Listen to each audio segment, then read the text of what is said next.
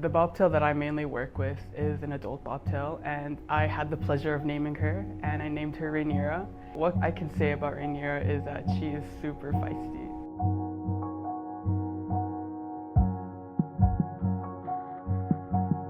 The Dean's Research Program for me is an opportunity for undergrads to get involved in research, and this is critical for them to develop ways of answering questions and getting hands-on experience with all the things that they need to sort of go on in their careers, and it pays them to do that work, so then they're not disadvantaged. I got an email from CBS when I saw it was the Dean's Research Program. And at the time, as an international student, it was really hard for me to find research, and it was just such an unknown area, but the DRP made it way more accessible for me. You get to choose up to, I believe, 5 labs, but once I saw cephalopods, I was like, why not? I mean, how cool is it to work with bobtail squid and octopus and cuttlefishes? So we study bobtail squids. They're small, nocturnal, yet stealthy predators of tropical coral reefs.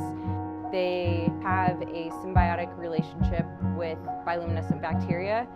And the theory is the bobtails use this bioluminescent bacteria in their light organ when they emerge at night for camouflage. We're looking to better understand their predatory-prey interactions, both for coral reef ecosystems and for bio-inspired applications.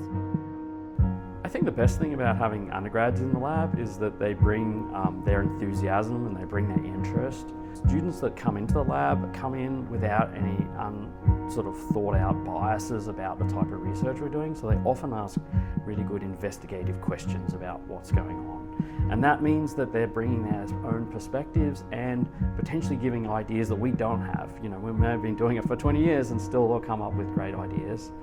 When you have that moment with that student and you're trying to explain a topic or how to do animal handling or maybe a different approach to the experiment, having that light go on for them is what really fuels my fire with research, and yeah, what makes, I think, academia so special.